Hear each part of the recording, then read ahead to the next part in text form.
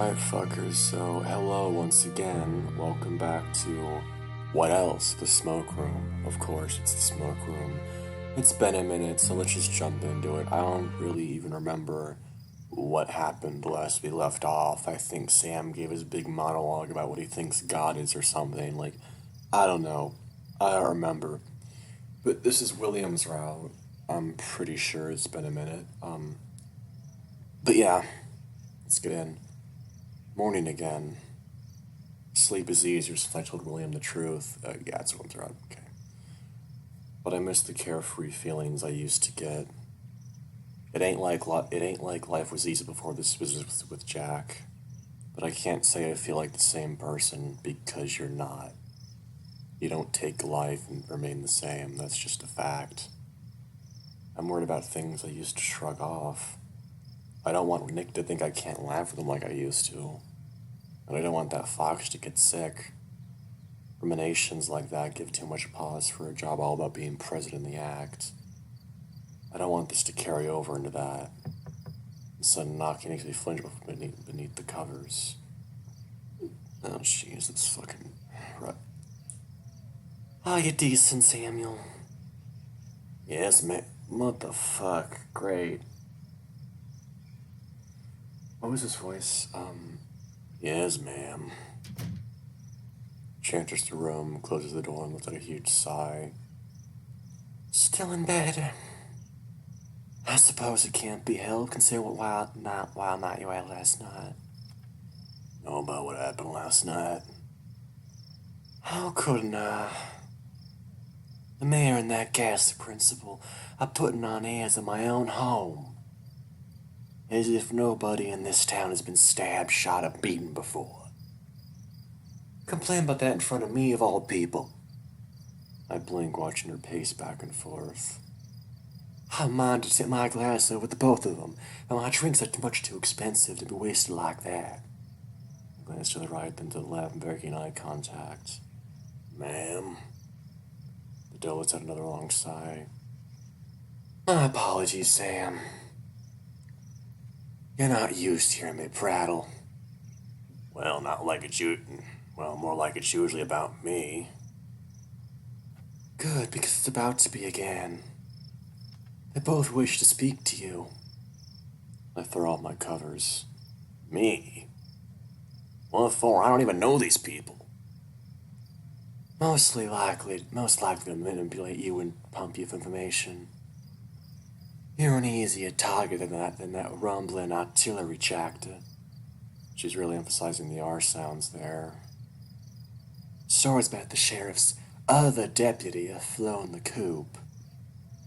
Though sometimes they think you're the real deputy and Mr. Bronson is the... Mr. Really? Okay. Mr. Bronson. Holy shit. Here, okay. I was waiting to see how Todd fit into this. Into the timeline. Though sometimes they think you're the real deputy and Mr. Bronson's trainee since you've more muscle. Poor dear. She sighs and shakes her head. Well, it can't be helped. For the love of everything, make yourself decent and meet me in the powder room in 5 minutes. I want these busybodies out of my home. You live in a Never mind, whatever. She leaves the room. I grumble and stretch and make my way over to the vanity. I was so tired I never took off my clothes last night. Maybe a bit dingy. I don't see any Murdoch's blood on me, so that should be fine. I did have a clean smelling pine perfume on my wrists and been tied my neck. That reflection tells me that I'm still not in a meet the mayor of Echo condition. Oh well, let's get this train wreck over with.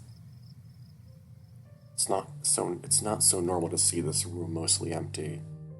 There's an old frail rat in Richmond's clothing. I'd never spoken to our mayor, Mr. Testerman, before, but frankly, I never thought I would have to.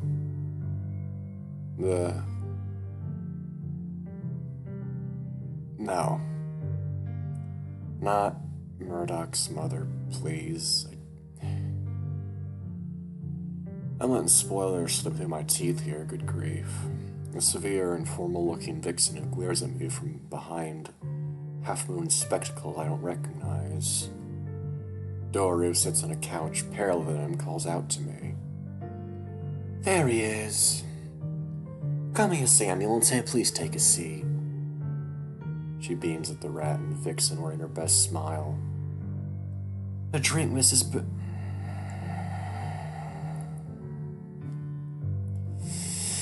This abusive piece of shit.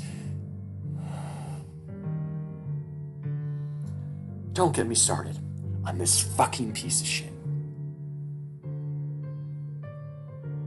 And rain. Oh my god, what the fuck was that? You know? I'd rather we have explanations from your employee, thank you. Scratch my head. I'm always happy to help in a man, any manner. She meets her gaze with mine. You were at the sheriff's department last night. I blink. How would she know? And again, I suppose any of the three who brought Murdoch home could have explained the matter. Care to explain why only son came out oozing blood at God knows what hour from a gunshot wound? Scratch my head again. We were just playing a friendly game of poker. Then some kid shot us through the glass. Oh my god, I need to get his voice right. Fucking hell. And some kid shot us from through the glass. I think the gunner was aiming at somebody else. His son pushed him out of the way. The vixen's eyes narrowed.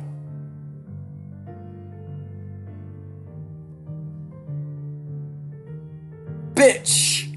Fucking...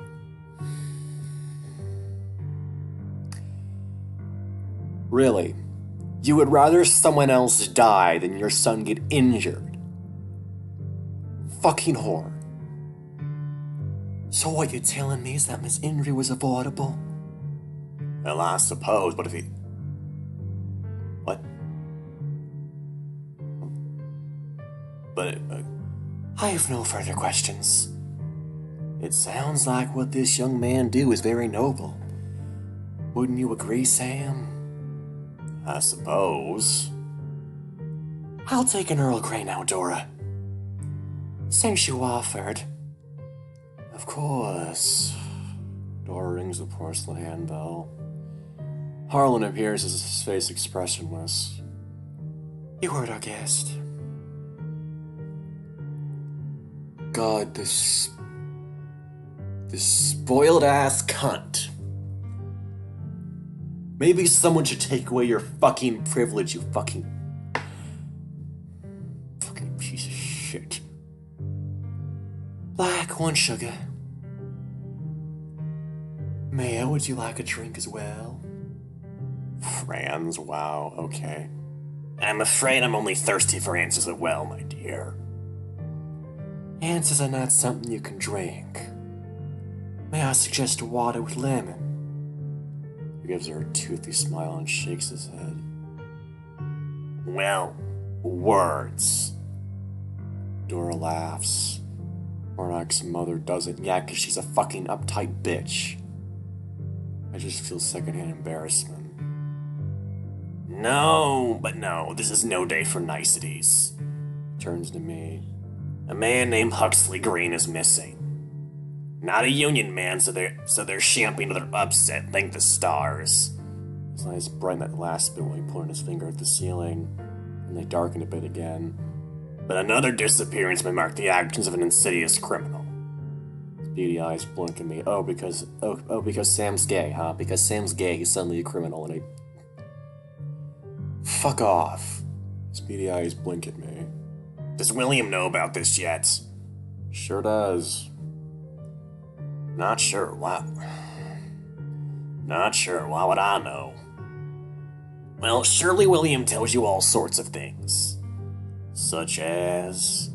Perhaps problems with work or cases that he's struggling with. That sounds like more stuff he tells deputy. But it can't just be his deputy he shares that with. Why can't it? Well, you know, sometimes one ear isn't enough. Well, Todd, it's two of them. Mrs. Rat sweating. This is our mayor? Aren't you William's boss? No. Aren't you William's boss? Well, yes, after a fashion. Can't you just ask him these questions yourself? Well, yes, I could. Ireland sets a silver platter in front of us on the coffee table. It's sometimes more useful to hear these things from other people. You know what Mr. Radworth can be like. Suppose so. The old rat looked over at the victim with pleading eyes. Mrs. Behrens, were there any more questions you asked yourself? She took the tea and sniffed it. No. She sipped silently at the cup. Dora clasped her hands. Well then, that's that. My handyman has a very busy day ahead of him, so as you all use, so we shall not keep him. I don't need to be told twice it's time to go. That wasn't at all like I thought it would be, but I didn't want to be in that room for a second longer. Mary was hopeless, but I had a bad feeling about the old vixen. Almost like I had said too much without barely saying much. Almost like I had said too much without barely saying much at all. How frustrating. Sam? You're leaving so soon again? It's not like I'm trying to sneak out. I just have to go talk to William again. She sighs. What's wrong? You know I have to go. I know. That's why I'm mad. So what is it then? Is it because I'm not around as much during the day? She looks at him with some annoyance. I have other friends too, Sam. And yeah, I do miss you a little. But this is bigger than just some social insecurity. What is it then? Well, as of late, everybody in this town seems to think the invincible urban detective is going to solve all our problems. They act as if a single criminal is at the heart of it, and that shooting them with a gun will make all their minds happy again. Or bring these respectable jobs to the women here. Or that a native sheriff affects a golden opportunity for echoes in the Seda. He's not even a Seda, Sam. It's Travis from the Northeast. Stupidity is a butter churner, Samuel. And my brain is going solid. I don't think any of those things, though. I know you don't. Like I said, it just reminds me of all the people who do when you have these private conferences with him. My voice whispers, he's helping me. She whispers back, but wouldn't the best way to help you be just keeping his mouth closed? I've gotta go. Don't forget the shopping list.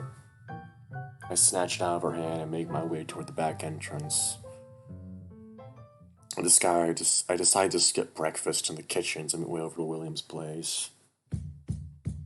When I get to the sheriff's office, I knock on the door. I expect the gruff coyote to meet me, but I just hear the cheerful voice of Todd instead. Oh my, it's Samuel. Come on in. I blink. The office is tidy as if the accident never even happened. Even the window looked just like it did. I didn't expect to see you again this soon. I said he probably wasn't planning on seeing anybody. Did you, perchance forget to freshen up, Todd? Huh? You're a bit, oddery today. Oh. The otter titters nervously. Sorry about that. I can't abide a mess and that we don't need to fix it. Wait. Did you sleep, Todd? I napped. You can't be serious. I'm always serious. When it comes to things that matter anyhow. Is the body still in the jail? No, it's in the coroner hours ago. To identify and officiate the body and all that. Is that where William is now? No, he's at the pawn shop trying to trace the sale of the gun, I reckon. Which, not sure we probably Roger's getting away from you intrude, so it's best to wait for him to get back. The otter stretches his arms and torso, yawning. How the fuck does this... How the fuck does Sydney... How the fuck does the Bronson line go from this to what it is in back? How the fuck? The otter stretches his arms and torso, yawning. Think you can make it that long without dozing off? I hit my second wind, so I'll be sleeping, but I won't fall asleep. Keep a lot of odd hours. Not as odd as yours, I suspect. Fair enough. No, I'm usually down with everything by 10 and up at 6. That's much more than I'd have figured. Sometimes there are extraordinary situations, but that's the gist of it. Just another job. Sure, it's hard to think about how somebody gets into work like that. Sometimes it's a matter of looking at someone and somebody looking back. Not so different from how you were looking at Cliff yesterday. Huh? Oh. You were thinking about him? Not so much about him. More how what he's like. How do you mean? Well, he's fancy, but he still wears a man's clothes and sounds like a man. Sometimes he acts like how I think a pretty lady would act. Made me confused about how to treat him. Instead of just him make me confused about how to treat everybody. Why's that?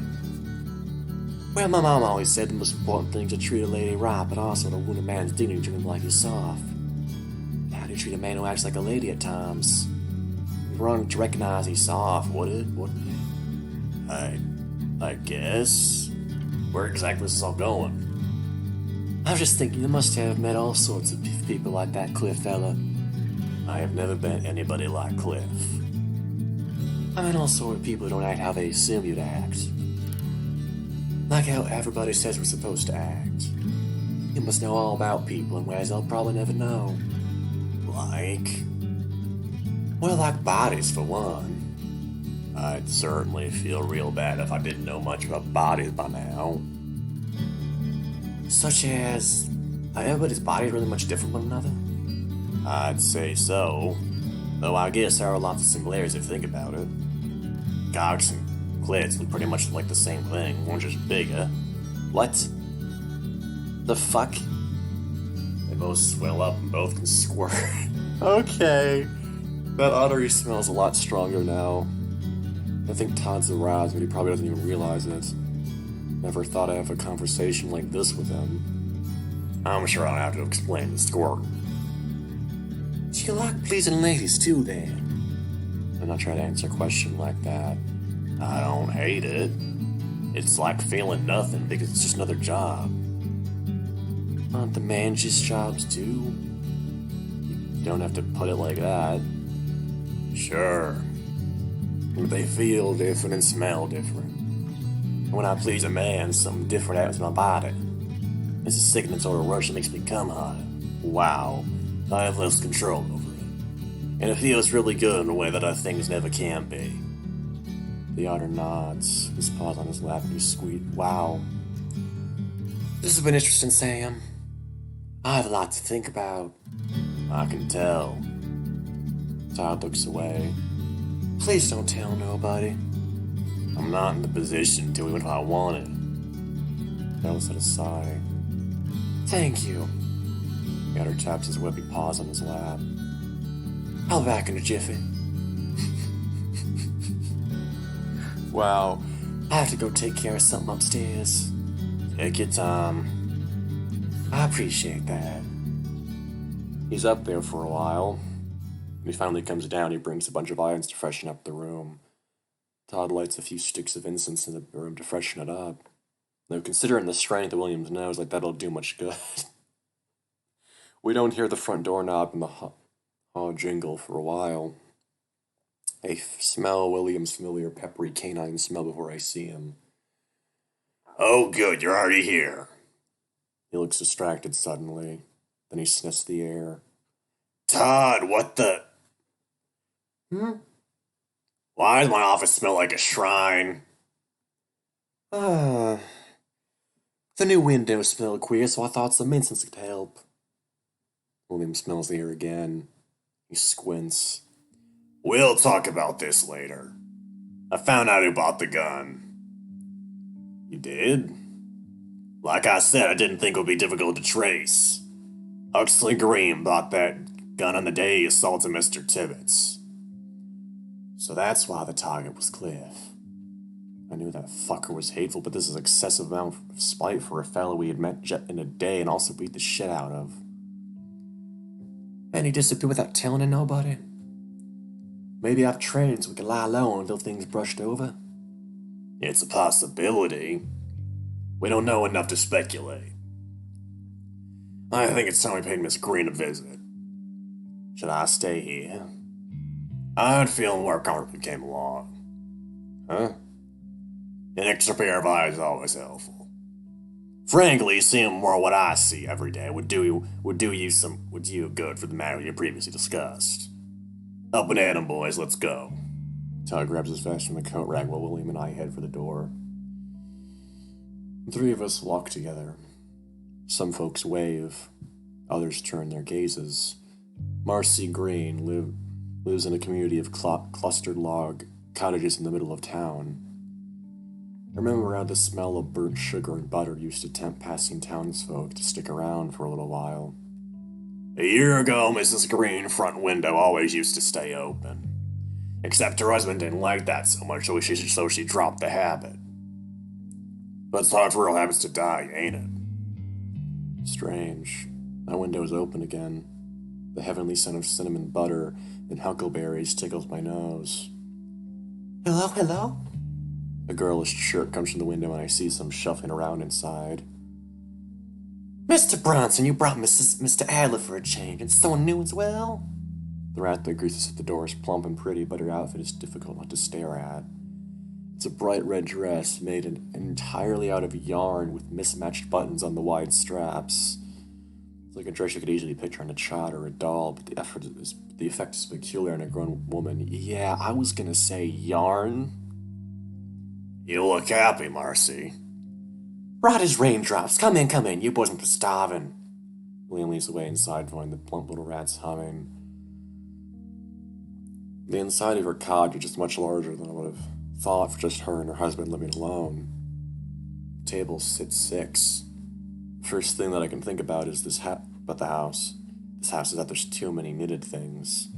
Potted succulents sit in the center of the table with a cozy wrapped around them. The placemats are knitted too. Thankfully the plates are not. Oh, Lord Sam. I'll be back with a slice of warm pie for each in a jiffy. Oh, I don't need none. She was already hustling to their room. I finished my breath and take a look around me. The couch against the window is covered in so many knitted dolls I don't think there's enough room for sitting. Todd looks at me and follows my gaze. Those weren't there yesterday. William looks too. There's more than a countable number of crude dollies with embroidered mouths and button eyes. I flinch as I see a spatula flop a runny slice of pie on the plate in front of me. It's rude to stare, you know. My dollies are shy. I give William an uneasy look. He doesn't look back. Todd told me these weren't here before. He leans in, speaks soft, and gives a smile. What gave them the courage to come out?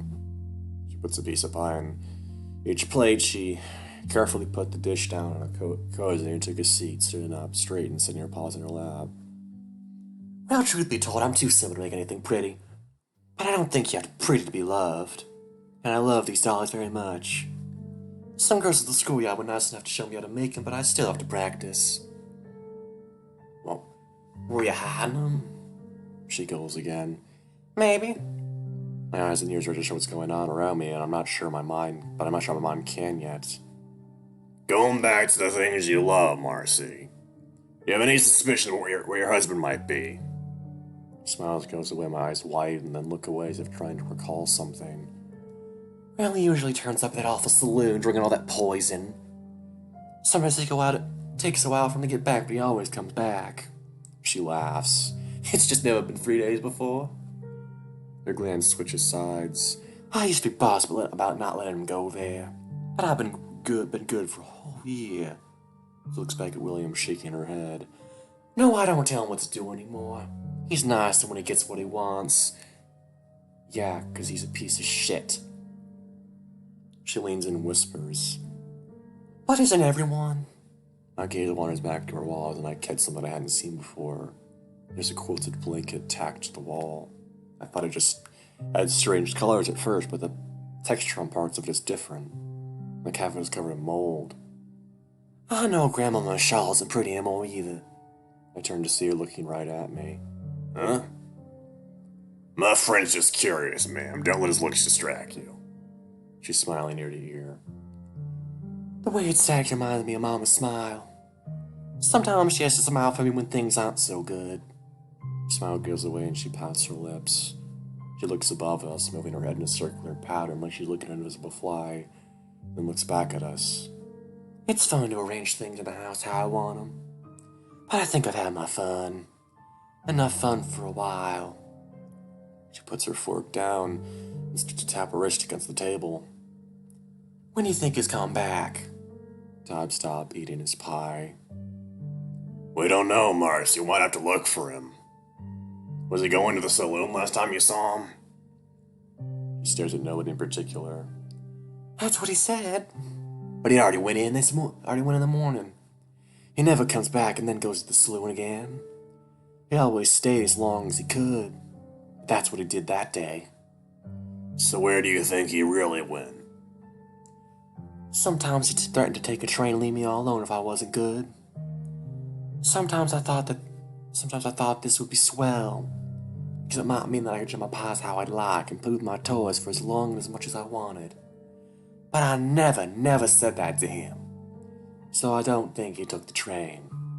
But sooner or later, I'll always bring up walking those tracks. Oh shit! Oh shit! No fucking way! Oh fuck no! Fuck no! Is it the dude that got his legs cut off by the train? They mentioned that in Echo and Leo's route. There was like a mention of a dude that got his legs cut off by a train, and he had to... Oh my god, is this the dude? Holy shit. Oh my god, if that's the case, fucking epic, fucking base. I love how they're connecting this shit. Maybe he wanted a model train. Maybe he liked stores too, and he just didn't want to tell me about it. My fork goes down. As good as the pie smells, I can't find my appetite. William stands, his plate entirely finished. Thank you for cooperation, Mrs. Green. We'll continue the search. She looks up and smiles at him, then her gaze drifts away again. It doesn't seem like she can fixate anything or anybody. Todd, watching William stand up, starts scarfing down the rest of his pie as fast as he can. I decide to force at least one bite. It's the best pie I've ever tasted. We're far enough away from the house before I find the courage to speak again. The hell was all that?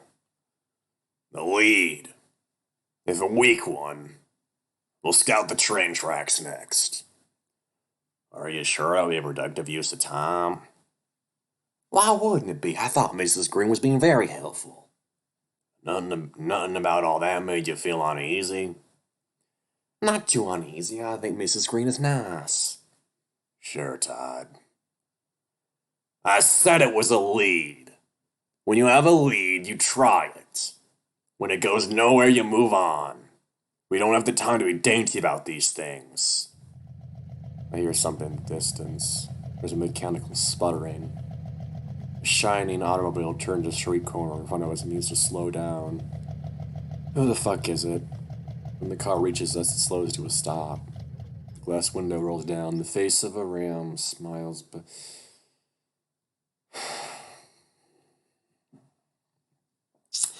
James Hendricks III, everybody.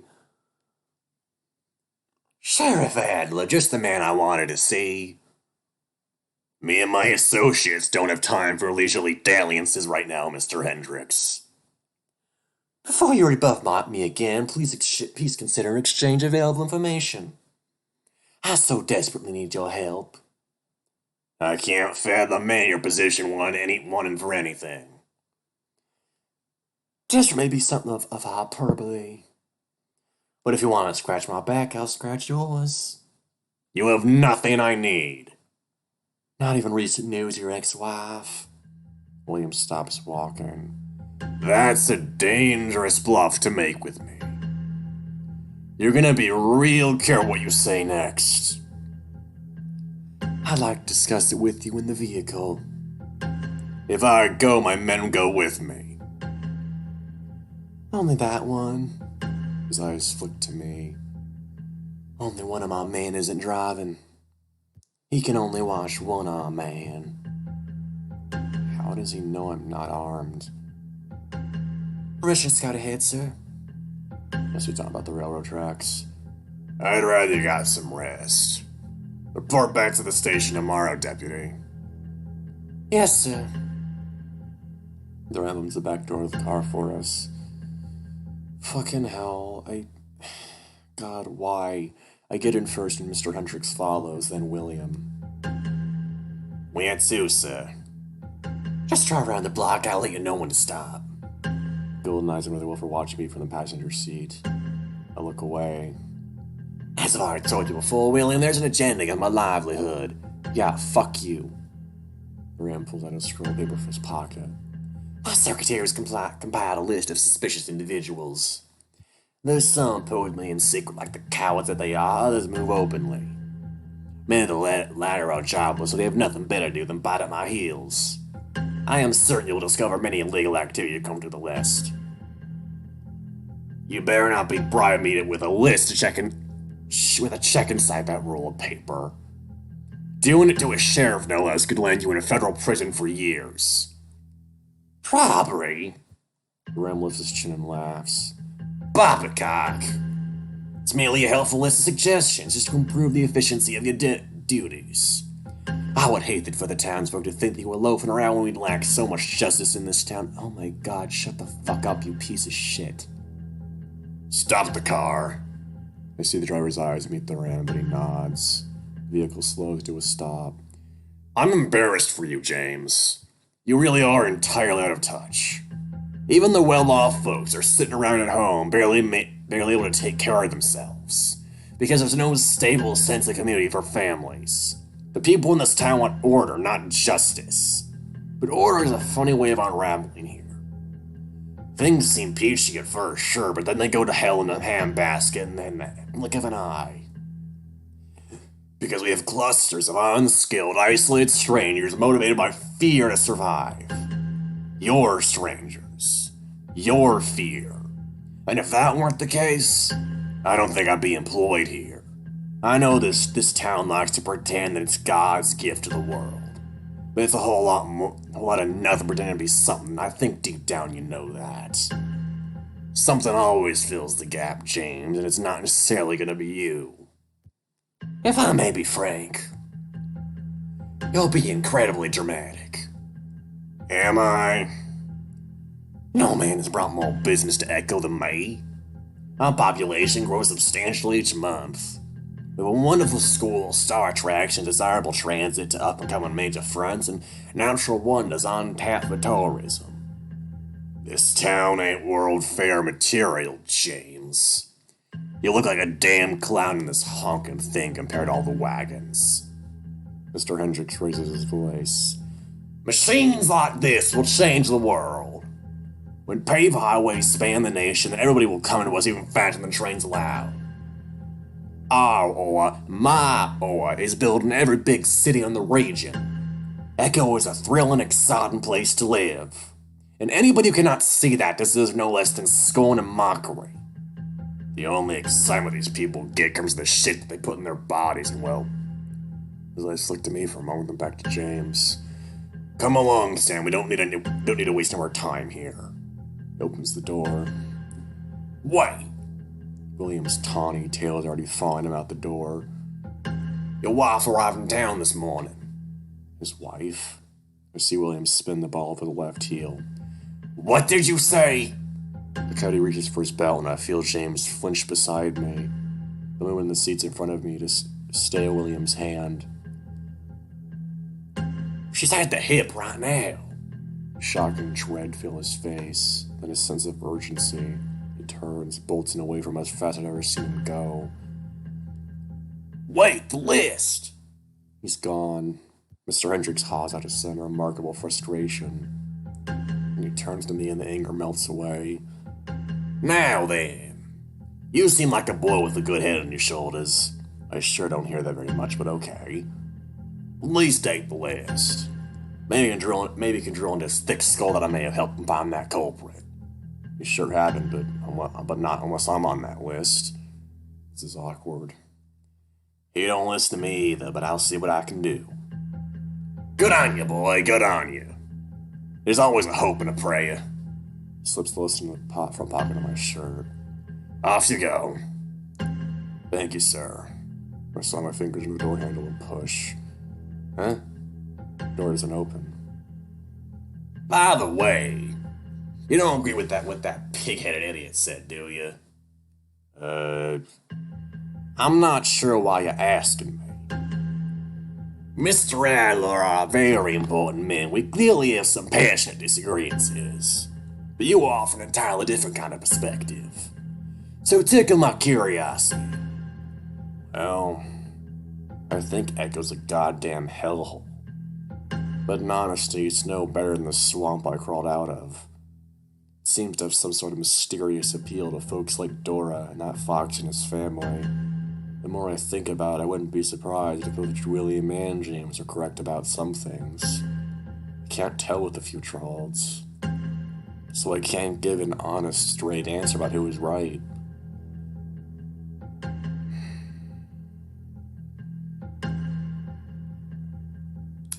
Knowing what we know about Echo and how it turns out, William is right here. William is very right here.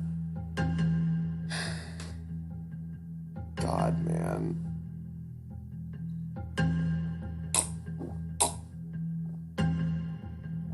These fucking voices really hurt my throat to do. Well, the ones that are more extreme. Nah, William's full of shit. Ram laughs. Big cities made him too pessimistic. Oh, fuck off, James. I'm sure he'll see things my way eventually. The Ram leaned over and flicked a knob on my door. The door handle let me out this time. You see? He winks at me. I'm really quite nice, wouldn't you say? No, you're not. I exit quickly, but hopefully not too quickly. You said it. He waves me off his automobile, rumbles to start again. When the car's out of sight, I start running in the direction of the hip. It's time to catch my breath. Folks turn their heads when I enter, but quickly lose interest. I see Harlan watching some mug, so I approach him, still breathing hard. Have you seen the sheriff come through? Right not. I hear loud, sudden shouting from upstairs. It's obvious who it belongs to. I look back at Harlan with some irritation, but he's not making eye contact. Why did he lie to me? I move toward the stairs, but he grabs my shoulder. Don't go up there. More muffled yells boom from upstairs. The door slams open. William stomps down the stairs. Harlan's gaze follows him as the coyote shoves the saloon doors out of his way forcefully. I follow him outside. He's walking with a swagger and his tail is thrashing every which way. So I get the feeling if I called out his name, he wouldn't turn around. I don't even know if I want him to turn around. I don't think I've ever seen him in this kind of mood. So I walk with him at a distance until we're back at the station. He doesn't lock the door behind him. So I follow him back to his office. Both of his hands are on his desk. What's going on? The coyote looks up at me with a grimace on his face. My wife and son followed me here is what's going on. His wife? His son? Why? I'm asking myself the same thing. If they wanted to leave the city, it would have been smart to pick any other town. If they were followed, we're about to have a whole lot more problems. What do you mean, followed? Let's just simplify our position dealing with the best of friends. It got so bad that the garden got involved. If we wanted to stay, we had to change our names. I didn't, but my wife and son did. But coming here makes that whole ordeal pointless now. Do you think James brought him here? Maybe in part. He shifts his weight to another foot. She gave me a reason, but I don't know what to make of it. Well, what was it? Cody exhales. She said she wanted to see me again. Huh. Bill mentioned before that he didn't think of their current arrangement as close. Ain't that a good thing? All of the sun together. What's he like? I haven't seen him for 7 years, Sam. He's a grown man and a stranger to me. I don't wanna look at him. And I don't wanna look at her. They were just doing fine without me. What did they do to you? I don't want to talk about this with you. I can't over my neck in frustration. Wait a minute. There's something not right about his posture now. He's lying to me. Okay. But who else you got? William, I asked what they did to you. He avoids my gaze. There was nothing wrong with them at all. He was a good, hard-working boy who got himself a job. And she was a dutiful wife. Always happy. Always kind. Seems like it was a lifetime ago. God, that fucking hurts. It's weird. So how did it end? William squeezes his fists. Our world got torn apart. Dipped my nose too deep into trouble. Ruined a lot of powerful men. But that was only the beginning of the trouble. So we scattered. You must really love to sacrifice that. He closed his eyes. No. That was the real problem. I didn't love her at all. What do you mean? Do I have to repeat myself? I never felt a damn thing. He smiles a lonely smile. I hated it. And I know they both knew. But I wanted to give them a good life. And the harder I tried, Lets out a bitter laugh. the worse off we were. And the more I wanted to wrap my lips around a gun barrel. Holy shit. So today felt like my wedding day all over again. Only there's nothing here to drink. Jesus Christ. He's never talked this way before. What can I even say?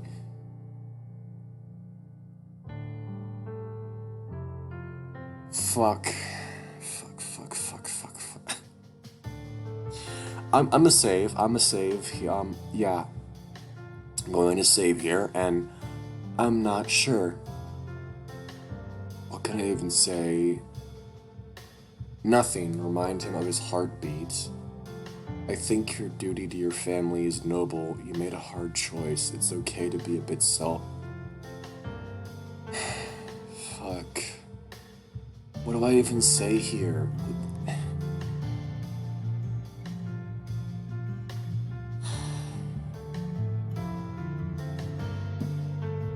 William's golden eyes go wide when I place my paw upon his neck.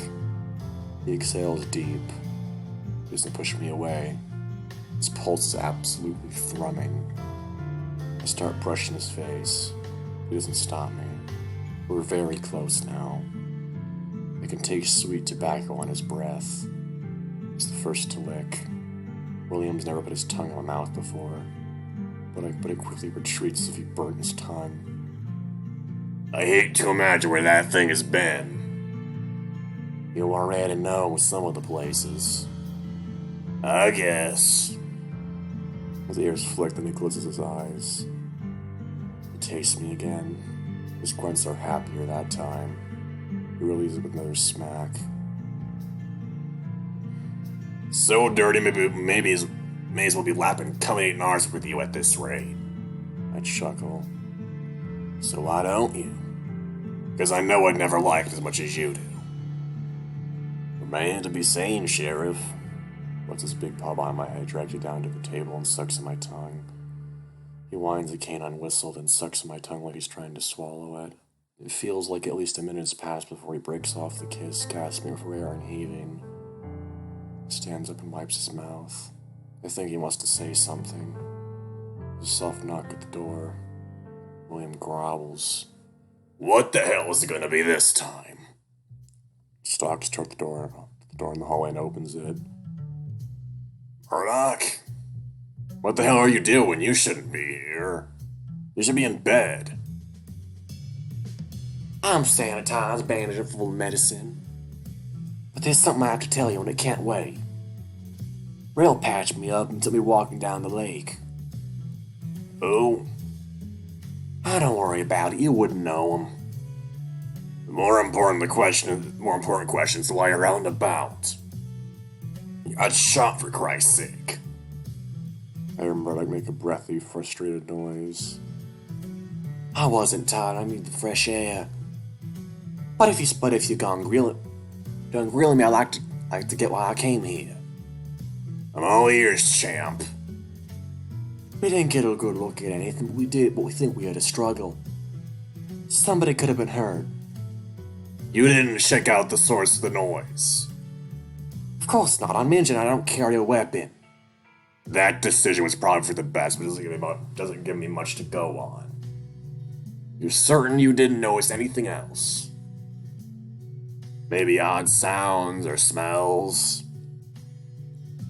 It was too foggy to see clearly, but we did hear the impact of a blunt force and cries of pain.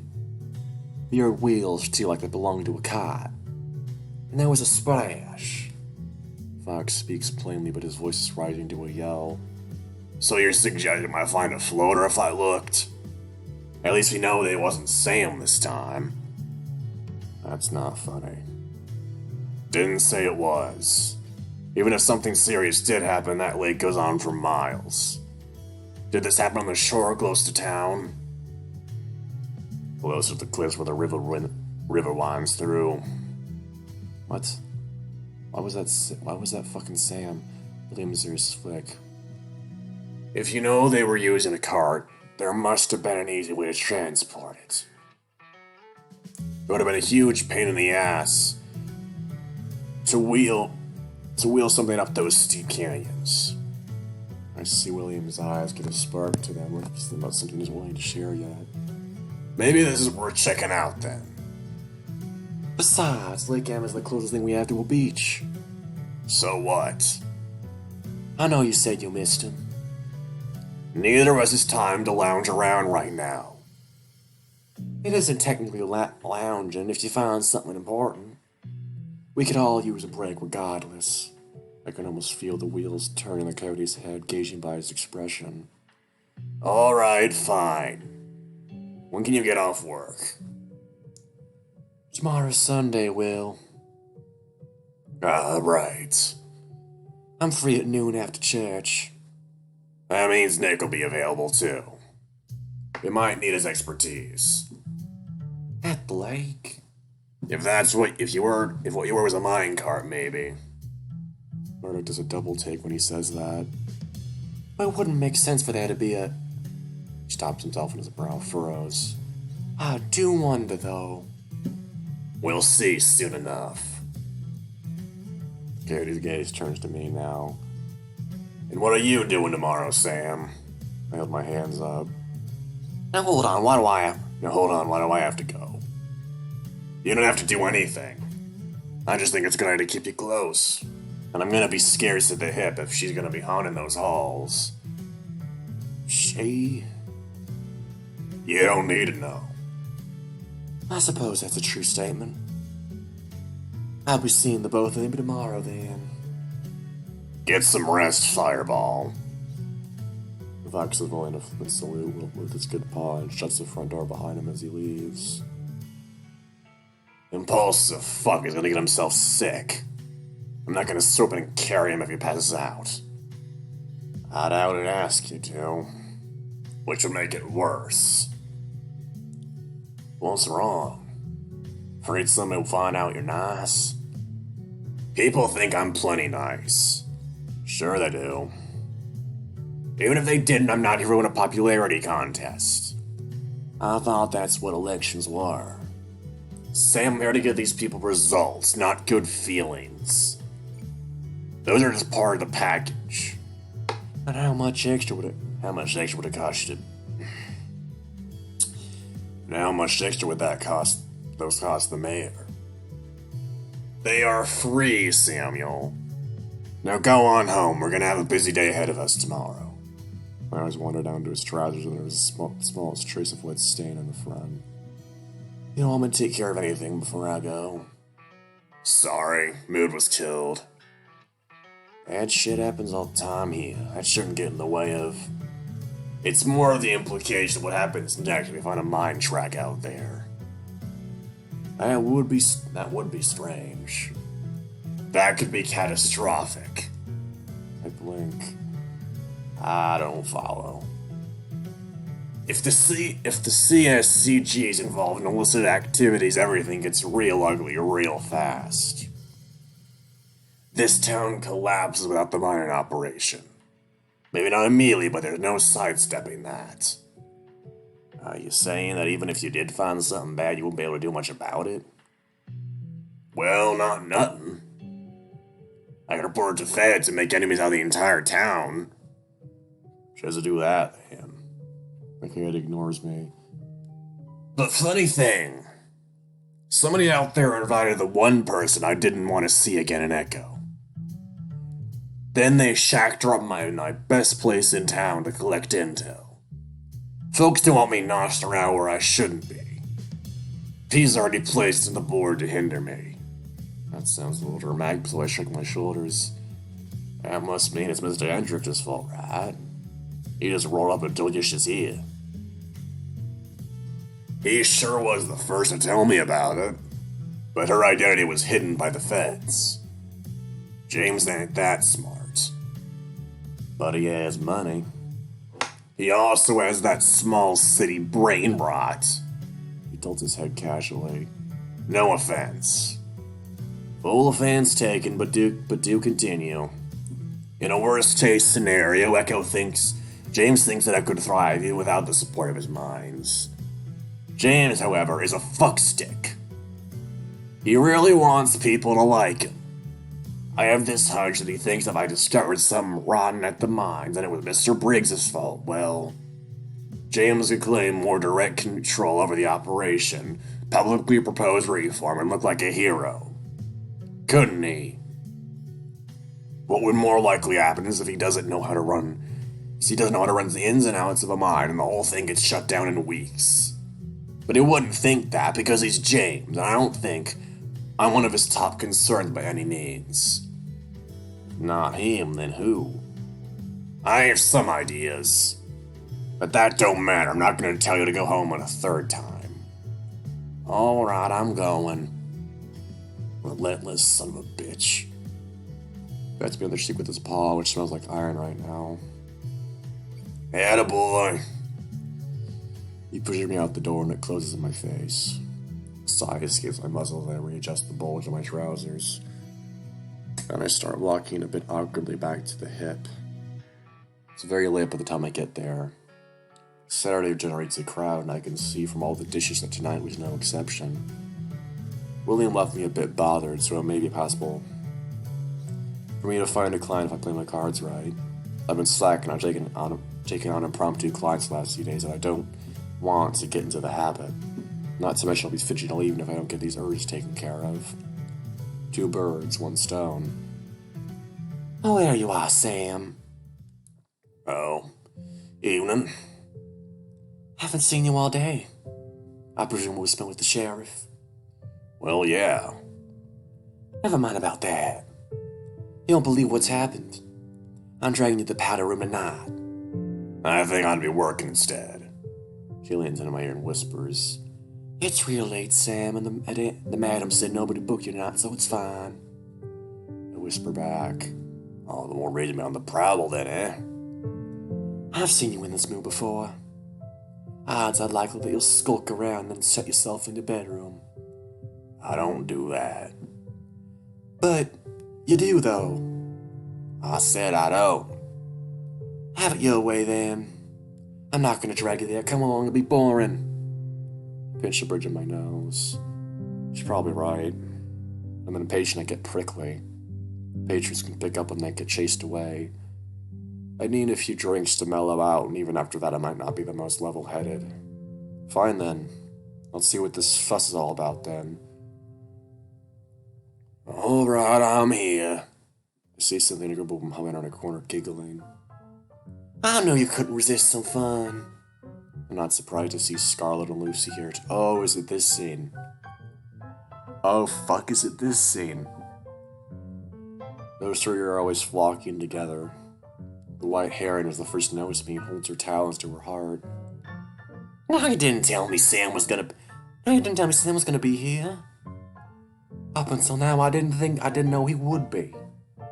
Briny Red Squirrel clicks her tongue. I say the more the merrier. Shall I make you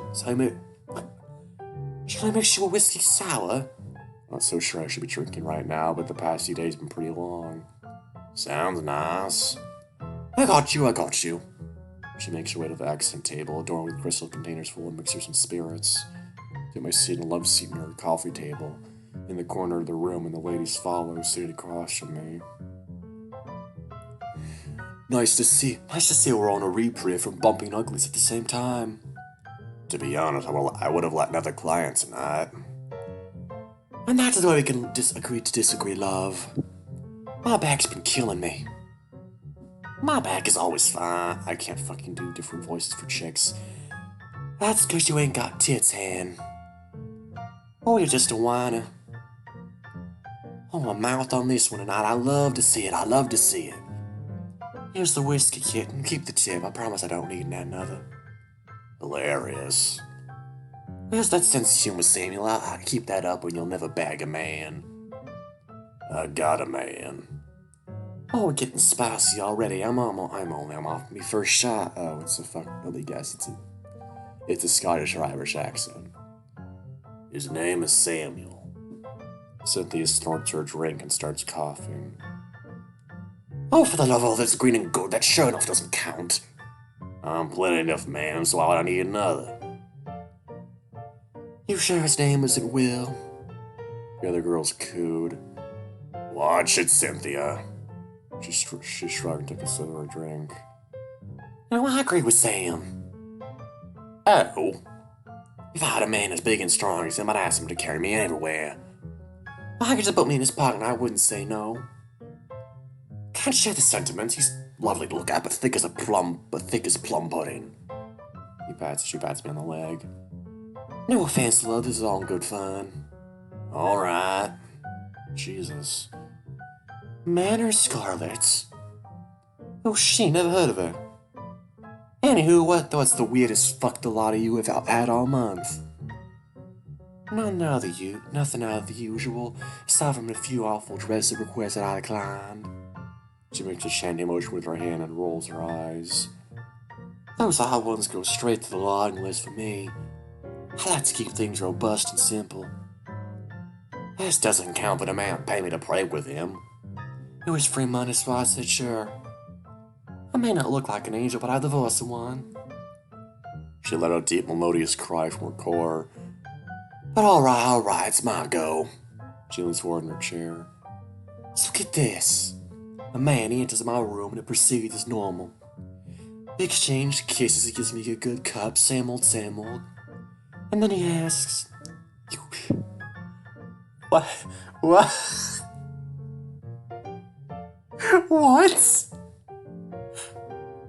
No. Excuse me? What is happening? I swear it on King Arthur's ghost himself. What does that mean? That's what I asked him, and he said it's exactly what it sounds like. Oh my god. That's the worst thing I've ever heard. It gets even better. I asked him would he pay me to try it. He says didn't already, and I says, I'm afraid you didn't, lovely. So did you try it? He wouldn't pay, so I says none of that. A quick hand and out the door he went. I'll take a sip of her drinks. Lucy and Cynthia crossed their legs. I'll admit that request got me curious why somebody would ever ask for that. I guess now you'll never know. Could we please talk about anything else? Oh, I know what we could talk about. The trunk. The trunk! That's right, the trunk. Cynthia puts her glass down and stands up, heading to the corner wall behind us. I'm glad I remembered. I didn't want Sam to miss something like this. She pushes one of the curtains aside, revealing an oddly colored panel on the wall. It almost looks like the scales of a reptile. She pushes her paws between those scales, shoves it forward, and the panel comes loose. Lucy found this cubbyhole while she was cleaning. Looks like stuff's been shoved in here for years. The willowy heron billowing behind me speaks up. But it's hard to miss, isn't it? I can't be the first person who's found it. Did it ever run into any of your pretty little heads that you shouldn't open things that don't belong to you? I flicked on hear Ethel's voice behind me, not realizing she was in the room. She's here more often than not these days, so I shouldn't have been surprised. Oh, relax. This is just chatting for all we know. Cynthia's probably already halfway in the cubbyhole, dragging out something heavy. Shrunk about twice the size of her entire bot. What the fuck? She blows off the dust and cobwebs. And this doesn't have a name on. Whoever owned it could be dead for all we know. So we should find out what's in it and tell the madam. Who can help me get this lock open? Sarah crouches in front of it beside Lucy. Looks flimsy, that's a cheap lock. See, it's like the insides are rusted. How strange, let's have a peek when you get the lock off. I hear a series of scratches and clicks. The lock falls to the floor. Okay.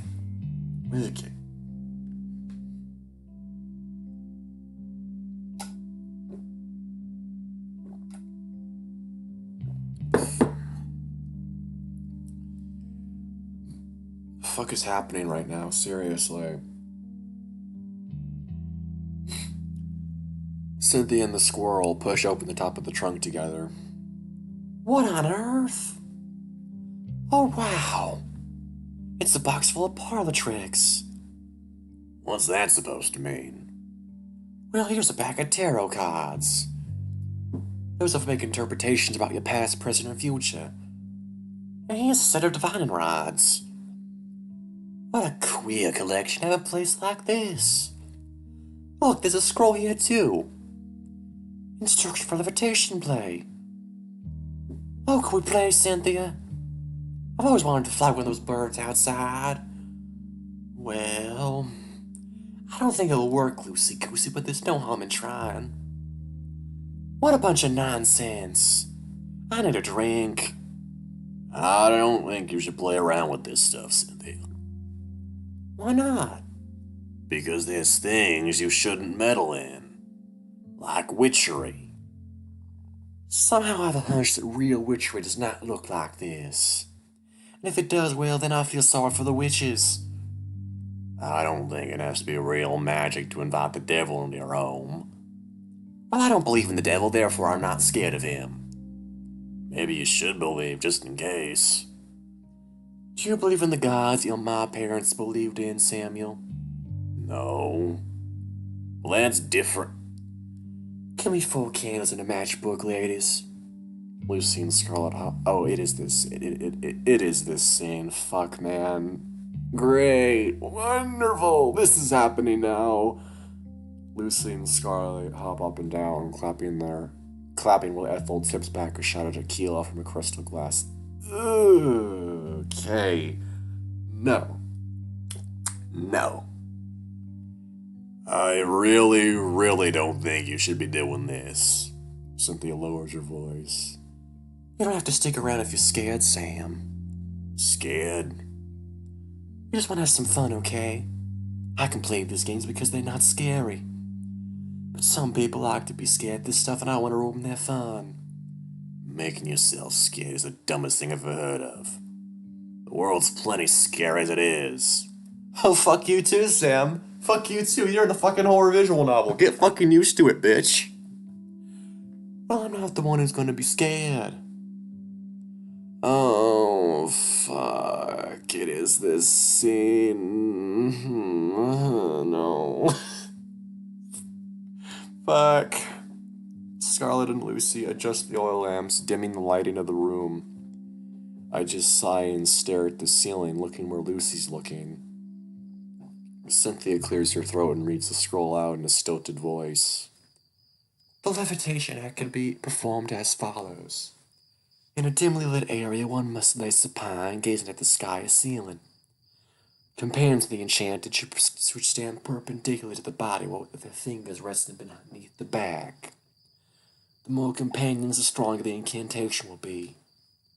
With enough people, you could probably just lift the damn person. The trick of the spell is to deceive the soul into trying to enter heaven. As the soul becomes weightless, rising in the atmosphere, so too does the body, still attached.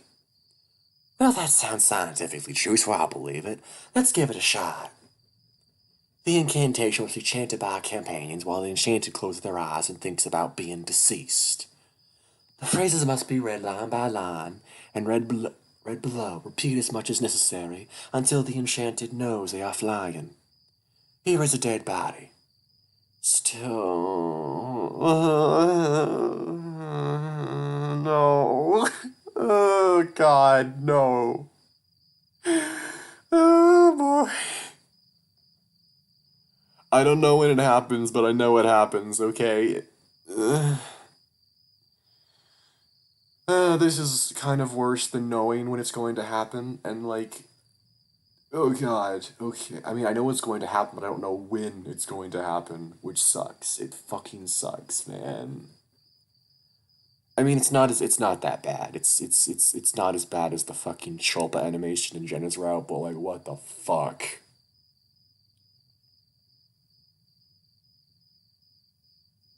Those crickets. Huh. Stiff as a stick, cold as marble, light as a spirit. Lift yourself in the name of Jesus Christ. Cynthia! What? You're reading it like it's the recipe. Well, that's somewhat how it's formatted. Lucy lies on her back, facing the ceiling. I'm ready. All right, hold your horses. Get on the other side, Scarlet. Right as rain, we already love. Fuck.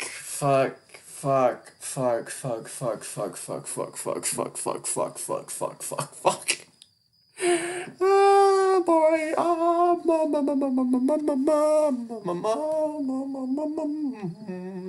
I'ma move to sip out the window, bitch. Fuck this shit. Boy. Okay, alright. It's 10:12 a.m. on the 24th, so, you know, it's fucking morning time, bitch. Morning time. Scarlet, concentrate, Scarlet, and recite with me. Here is a dead body.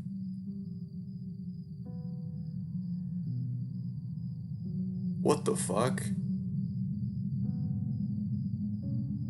Oh, that's like a fucking moaning. I'm turning the volume down, bitch. I'm dead. Dead! Cynthia, she's in a storytelling play for this recital. She told me before that some of her clients didn't even pay to have sex with her. Just pay her to read things to them. Can't wait. Scarlet repeats her lines and looks over her Scottish robes and the song. Stiff as a stick. Intonation of cold as marble. Fuck. Oh my god, it's going to happen. It's going to happen. It's going to be like right here. You'll fucking see. You'll fucking see. Oh my god, I feel so, I'm not scared. I'm just creeped out. You know, there's a difference. There's a fucking difference. I'm cold. So cold. Faker. Light as a spirit. Sudden wave of disorientation hits me. Like I can't balance. Am I gonna pass out? Shit! Okay, there it is. Hello! Oh boy. Hello.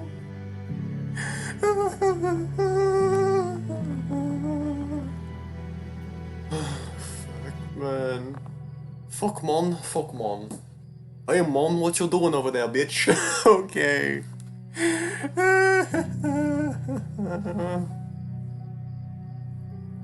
You know, Moi boy, what is a man?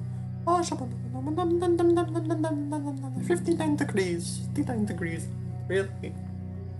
It's cold, is it? Interesting. That says 52 degrees on my computer, so which is it? Which is it, mister? Which is it? Lift yourself in the name of Jesus Christ. I'm flying. No, sir. No, sir.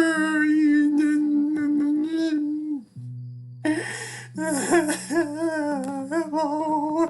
Hello, boys. Oh, yay. We're doing this. We're doing this now. We're doing this now. We're doing this now. I'm flying. Oh my god, what the fuck? What the fuck? You know, shit like this really fucking makes me think it's some kind of Meseta tribal thing. But then again, the Echo spirit, the Echo whatever the fuck it is, the Echo entity, it plays on the psychological, like, you know, the things that hurt you, the things that make you feel bad, essentially. And since Sam is the host now, I don't, what in his subconscious, what in his imagination, well, the devil, obviously, because he's Christian, maybe the devil is definitely a thing that he would be scared of. No, she isn't.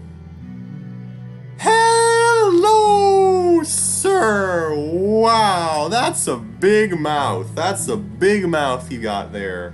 Wow, boy. Oh boy, yeah. Yeah, it's either supposed to be like some kind of demon that Sam is scared of.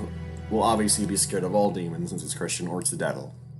And judging by all like the descriptions that we've gotten from like all of his monologuing, you know, it has to be what he thinks the devil looks like. It must be. If she says she is, then she is. See, Sam? Oh my god. Oh no. Hi, sir. You're lovely. You're a fucking muscly boy over there. Magic is real. Sam? Oh, holy fuck.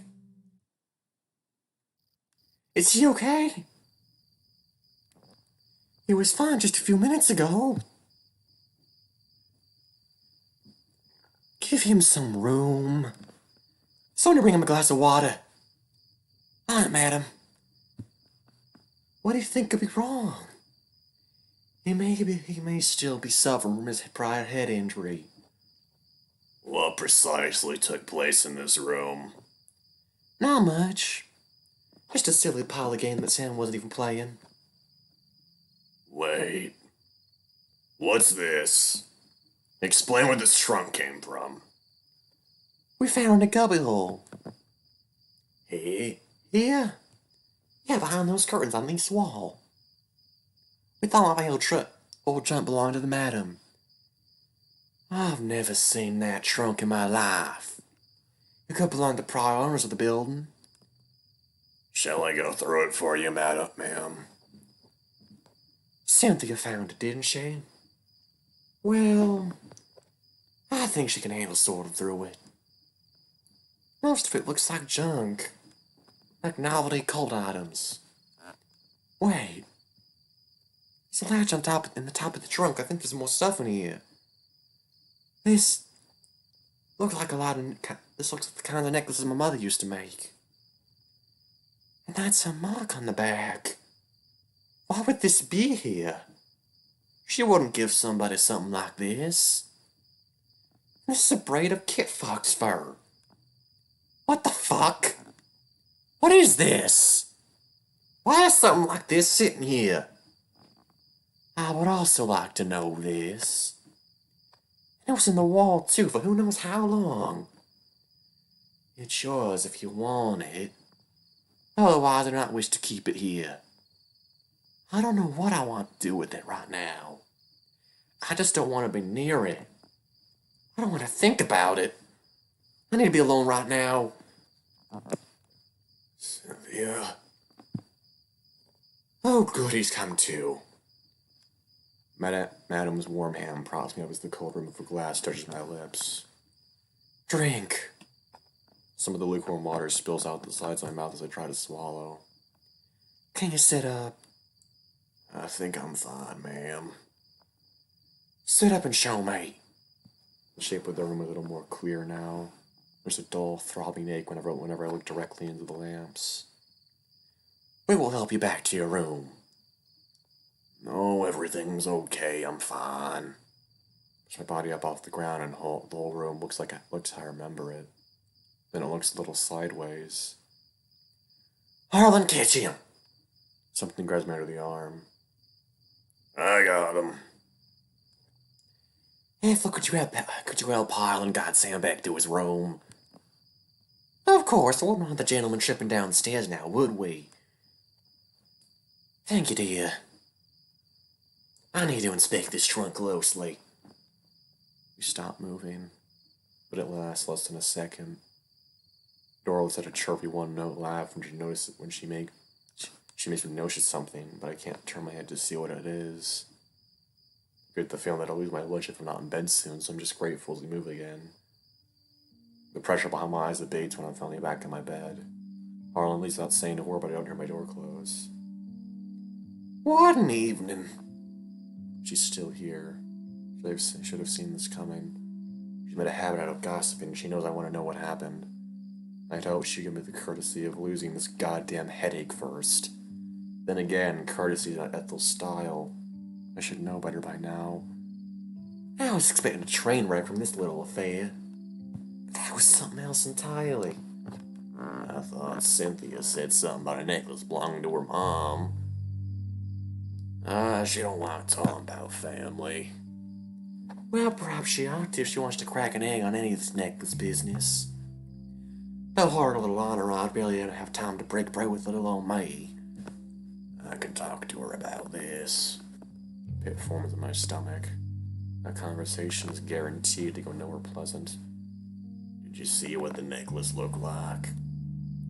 Of course, it was one of those turquoise get-ups. Looked just like a brooch. Why would something like that be in that chest? Well, depending on who you ask, I've heard some folks say those brooches are a type of powerful engine magic. Or no evil, that sort of hogwash. I'm suddenly glad that Cynthia's in here right now so she doesn't have to hear this. But the braided piece of fur. To somebody who thinks natives make magic necklaces, would it be that they think that fur is more magical? Ethel takes a drag of one of my cigarettes, which she's snagged and already lit without asking. Then she exhales. But more likely, probably some fucking pervert's fetish idol. I don't know how weirdos think. Don't expect me to pretend I'm psychic. Don't have to be a psychic. Know that girl's scared sleepless. And I would be too if I were in her shoes. Did you know there are disgusting individuals who collect amphibian eyes? She sucks at my cigarette again. I actually haven't. I remember a past conversation where Ethel was complaining about devil worshippers using Eye of Newts because they had heard about it in some play. Cynthia said that Eye of Newt was just another name for mustard seed, and nobody actually stole any eyes. But I don't want to argue about it now. I didn't. I just know what it feels like, believe me. I need to sleep, Ethel. This headache ain't getting any better than the longer I'm up. Probably would have said that even if it were a lie. I suppose that poor girl will have to wait until tomorrow to talk to you then. My head fucking hurts, Ethel. I can't keep talking. Well, I thought the code would bring some comfort. It's a headache, Ethel. Every new word makes the pressure on my eyes get tighter. You're appreciated. Before you go, could you bring me that glass of water in the powder room? Sure, sugar. Thanks. She puts on her most musical lid and sings to me. You're welcome. She finally slams the door, shuts the door. The biggest sigh I've had in a good while escapes me. It's finally quiet around here. I need a good night's rest.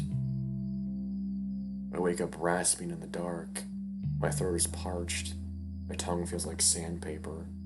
I look to the side of the bed for the glass of water to soothe my parched throat. It isn't there.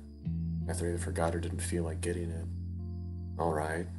I can't complain too much. That ache is mostly gone. Those dots make me feel very not okay. There it is, waiting for me. Wait. Somebody's talking. There's a light coming from Dora's office. So I peek through the crack in the double doors. With all due respect, ma'am, it's one thing after another. Broken glasses, fainting spells, miscarriages. Drunks resting in broad daylight in the middle of the saloon. Well, that's just life, Harlan. But it doesn't have to be your life. We're both not as young as used to be. Mr. Perkins. You'll be in your celly before you know it, and then I'll soon follow. Let me finish, Mr. Perkins. Go on, then. No matter who you are, no matter what you do, whether you're in your obligation, it comes with its own list of conditions. So why these conditions? Why these people and their small problems? You could sell this whole place and purchase a pub in the big city. What makes you think I want to be in a big city again? Because that's where you're meant to be. Remember, ma'am, Manny, Barbara, Joe? They loved you on the stage. They wouldn't want you here spending your golden years milling about in office. I'm still on a stage, Mr. Perkins. You just can't see it anymore. What the devil does that even mean? It means I have more than enough eyes on me here, and it's exhausting. She looks to the doorway, making eye contact with me. I flinch and wait for her to yell out my name. But it doesn't happen. You know, Mr. Perkins, you seem to imply that if I were to liquidate my assets here and enjoy the rest of my life, that you'd be beside me. Why do you presume that? Because I have been all these years. East coast to west, seaside to desert, we've seen it all. We did, yes. The five of us. You kept following me on your own volition. Even after all the others were gone. Because even as you aged, you stayed beautiful. Mr. Perkins. You're the last blossom on the cactus on this patch of oblivion. Mr. Perkins, that is enough. I want you to listen to me. I'm happy here. These women need me, and it feels good to be needed. We had a wonderful, wild adventure together. But that time has been over for years, decades now. I just miss it. Well, I don't. I'm just glad that it happened, and that was enough. Ma'am, if I ask, why did you have to bring this up? Harlan, did you forget? Because you're the only one, because you're the one who brought it up. But I didn't. You did. Just a few moments ago. And I think you know why. She opens one of her drawers and pulls out a large envelope. She pulls a small picture from it. Give that to me. He snatches from her grasp, pulling to his chest, heaving quickly as the skin of his mouth pulls back, burying his sharp incisors. This was in that hidden place of a trunk, too. Stop it. Stop what, Harlan? Either somebody stole a 20-year-old picture from you, or more likely that trunk belonged to you. I'm sorry. What? Have you gone deaf? I said I'm sorry. So you're really admitting it? Alright. Fine. Don't be sorry, just get rid of it. But those are my things. That's entirely the problem. Either the trunk goes or you do. The hair looked like it was about to bring something up. It stopped, exhaled, and straightened his posture. It will be gone by the end of tonight. I'm giving that poor girl the brooch and the braid. Don't ever bring anything else like it. But you don't understand. I don't need to understand. Good night. I feel my whole body's rigid. She didn't call my name. She expect me not to tell Cynthia? Maybe she wants me to tell Cynthia. I don't know what to do. But it doesn't matter. Because I can't move. I'm stuck in the doorway. My body's numb. Harlan crouches over the trunk and slides it against the floor. He's moving straight toward the doorway.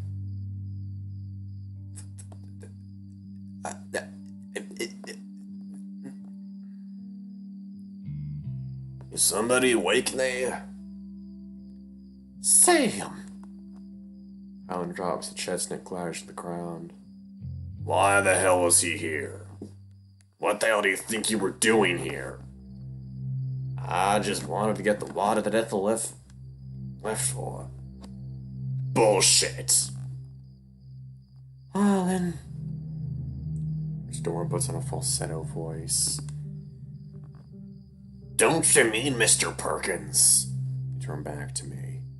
This man is the pissiest poor liar I met in my life. Nothing I said was a lie. I came for my water, then I heard you being yelled loud. There's nothing to worry about, Sam. You're telling him there's nothing to worry about? You don't trust a word I say anymore? Because you haven't acted trustworthy. The hare's big teeth reflect in the oil lamp. Ah, there it is. Good night to you too, madam. You can pay me to serve drinks, but don't ever expect anything more. The doors of the powder room close, and we both know Harlan is finally gone. Dora takes a deep breath. The hell was that? The lovesick old fool doesn't know how to take no for an answer. Who apparently took a sudden interest in a certain kind of literature he used to loathe. Unless it wasn't sudden, he's very good at hiding it this long. I need not point this out, but that man is crossing some lines. I fear something must be done soon if we can't come to a reasonable understanding. Was Cynthia alright? She locked herself up in her room how to defend her privacy. I think careful telling her what you saw tonight. Why's that? If she knows what Harlan did and he's still here, I suspect she'll never be comfortable in the saloon again. And Harlan himself is perceptive. If anybody openly casts suspicion on him, he'll start acting worse. Why don't you just get rid of Harlan? If I fire him, he'll almost old man far past his prime. He's an old friend of a hunch that he desperately needs money. And more importantly, he's good at his trade. Not a lot of skilled mixologists in town unless I poach that Burns boy. But Lord knows his wonderful mother would never agree to it. There's always that greedy pharmacist with hot little hands, but I could never. What to do? Not gonna make me bartend, are you? I don't think that role will be a good fit for you. Alright. Good. Try to get more rest, Samuel. And remember, drink your water. Yes, ma'am. I crawled to my bed, my throat's still scratchy, but at least not in pain now. Mixing drinks could have been a useful skill to learn. I would have turned it down. She just needs a long-term placement, but I still wish she would have asked. Once William finished up whatever he has planned for this town, I'll be on my way with my train ticket. Maybe he'll want to come with me. Not stupid to think. I wish it were true, though. Alright, guys, that's it for today. I will eventually return, hopefully, to the game. Whenever it happens. I don't know when it will happen. But it will. See ya.